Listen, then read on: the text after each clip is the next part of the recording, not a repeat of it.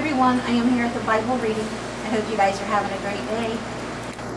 Today we're going to be reading Mark chapter 14, verse 53 through 72, Psalm 53, and Proverbs chapter 11, verse 4. One proverb today. Alright, let's see what we're going to talk about in Mark today, which you should know, because Jesus was arrested yesterday on Mark, so... Jesus before the Sanhedrin, and you know this is when they begin to treat Jesus terribly before he's crucified. Peter disowns Jesus, just like Jesus told him he would, and Peter said, even if the others disown you, I will never disown you, even if I have to die. But Jesus told him, before the rooster crows twice this day, you will disown me 3 times. And we talked about that before with Peter. You know, Peter was scared. That's why he done that. He was scared. And nobody can say they wouldn't have denied Jesus if they was in Peter's place, because you do not know what you would do unless you yourself was in that exact same situation. It's easy to say one thing and think you'd do something a certain way. But when you're in that situation, things are a lot different.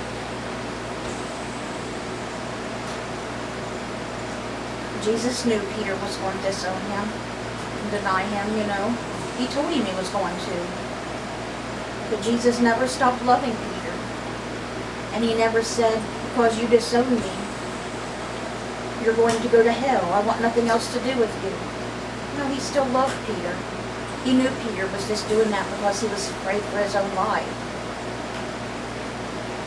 And Peter wept bitterly after the rooster crowed. Picture that. Jesus standing outside, there at the door, all bloody and stuff. And where they put the crown on his head, those big thorns, and hitting him and everything, spitting on him. And people questioning Peter like that, and Peter denying him. And on the 3rd time Peter denies him, the rooster crows, and Peter turns and looks, and sees Jesus staring back at him. He left and wept bitterly. He knew what he did, and he was ashamed of it. And he was very sorry, because he loves Jesus, just like a brother and his Lord. And he done very good, and as a disciple, you know, Jesus, when he came back from the dead, he told Peter you are Peter. I'm going to build my rock on you.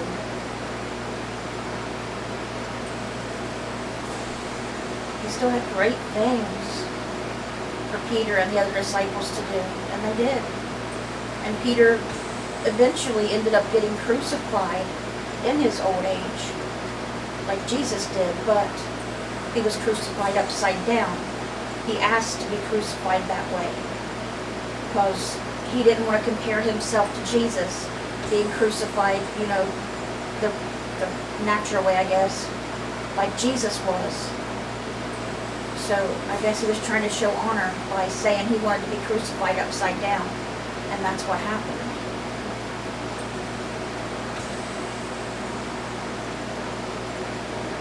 But let's begin with Mark here, just giving you some, you know, details. They took Jesus to the high priest, which was Caiaphas that year. And all the chief priests, the elders, and the teachers of the law came together. So I'm sure they're all gloating at this point, coming together, you know. We finally got him. He's the Son of God. Let him save himself, you know. We finally got him. He can't go nowhere now. It'll be over soon. You can just picture what they're saying and looking at him, like giving him dirty looks and glares like, haha, we finally got you. And there's nothing you can do. But little do they know. Peter followed him at a distance, right into the courtyard of the high priest. Everybody else had deserted Jesus. They took off. One boy so fast he was naked. He lost his thing that went around his waist. He flew out of there naked. He went so fast. But Peter followed at a distance. He loved the Lord. He loved Jesus. The chief priests and the whole Sanhedrin were looking for evidence against Jesus so that they could put him to death, but they did not find any. Many testified falsely against him, which, I had to say this. Many testified falsely against him. If they were so religious and followed God's law to a T, Jesus told them, you've already broke the 10 Commandments by changing it to your human words to benefit yourself. Okay, and now they're lying.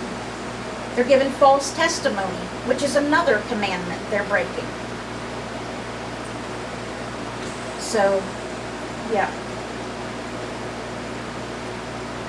But their statements did not agree because they were lying.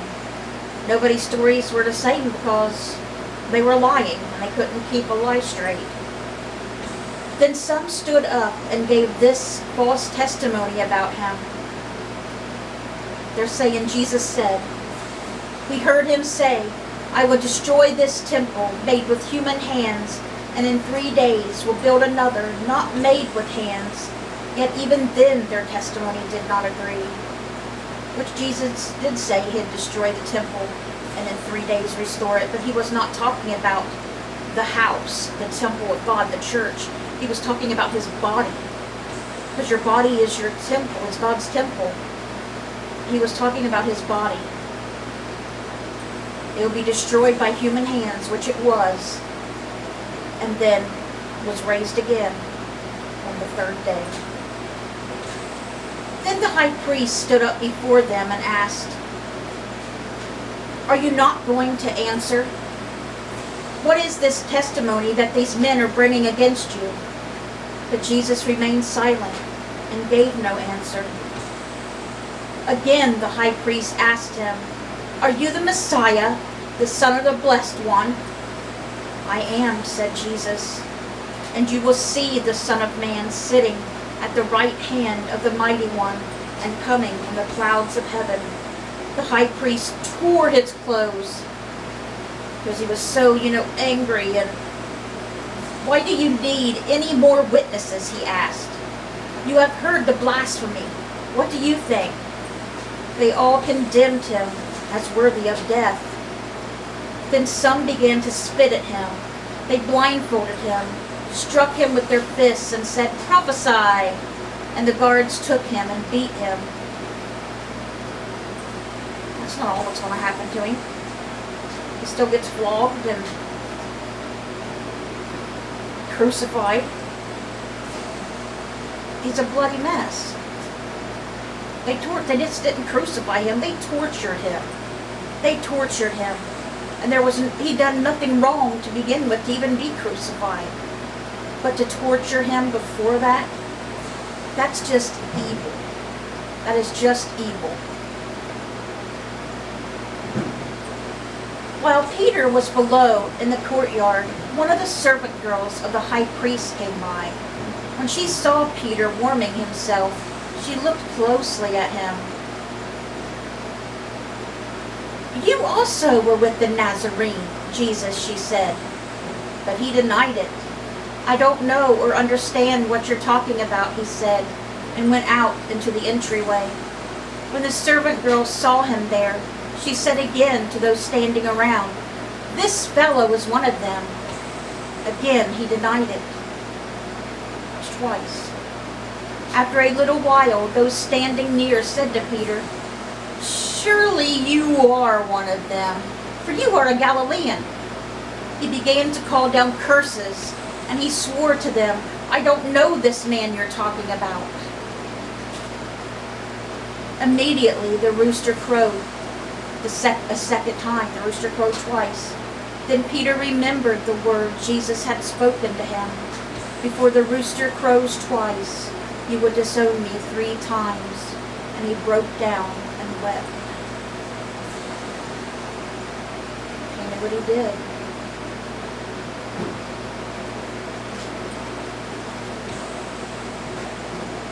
Psalm 53, for the director of music according to Maleth, a maskil of David.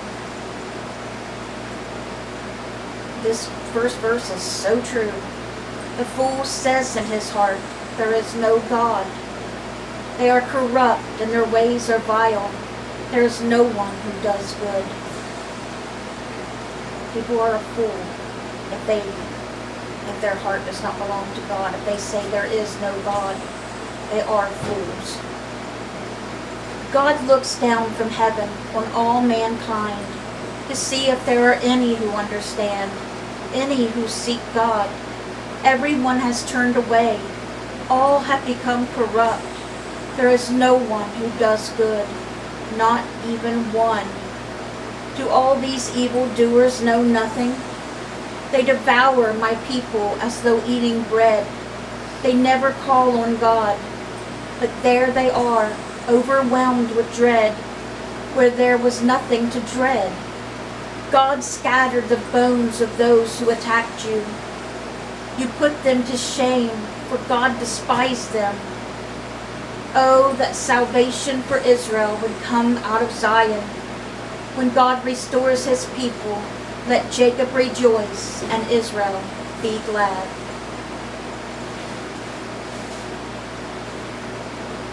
And that was Psalm 53. And ending today's Bible reading, Proverbs chapter 11, verse 4. Wealth is worthless in the day of wrath. When Jesus comes back, that money's not going to save you. You and your rich group of friends, like, I don't know, the people that run this country, if they all come together, they cannot do nothing. Their money and power is not going to be worth crap. And they cannot buy Jesus off. Jesus could care less about money. He doesn't need money. God doesn't need money.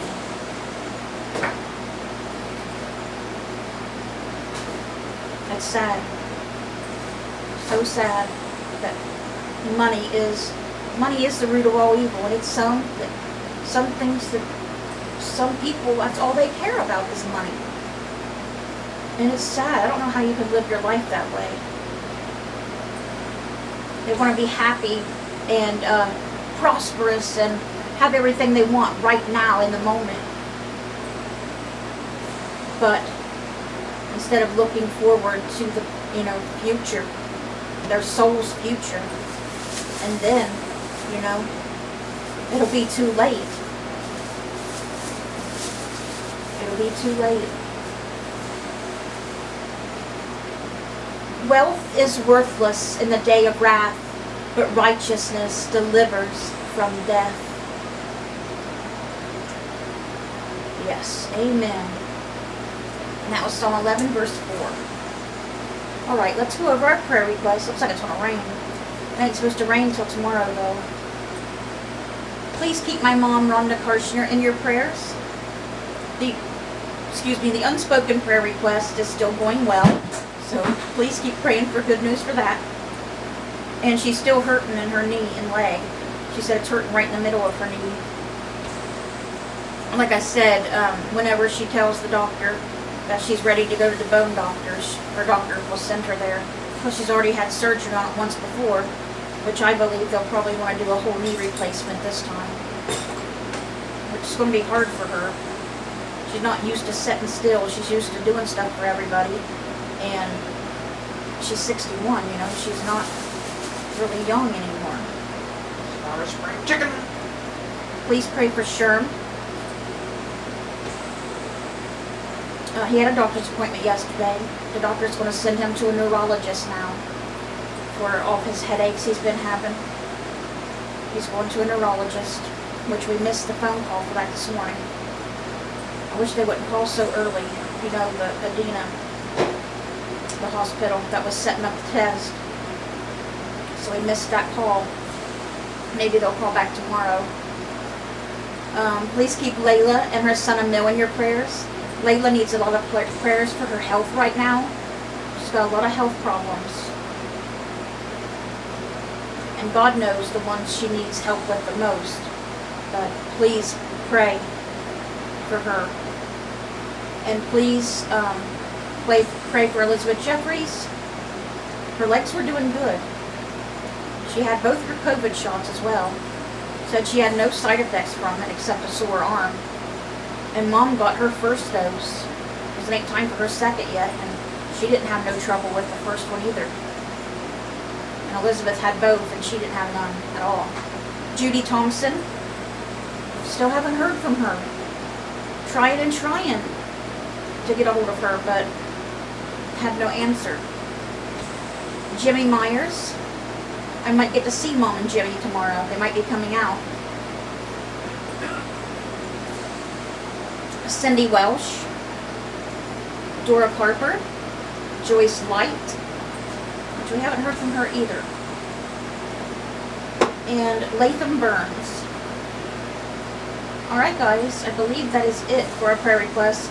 If you have a prayer request you want me to put in the book and for someone to pray for, just message it in the comments below or send it to my email, missycrabtree@yahoo.com, all small letters.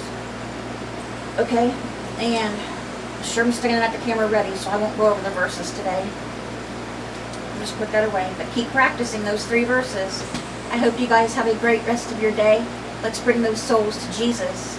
And God willing, we'll see you guys again tomorrow with another Bible reading. Bye guys. God bless.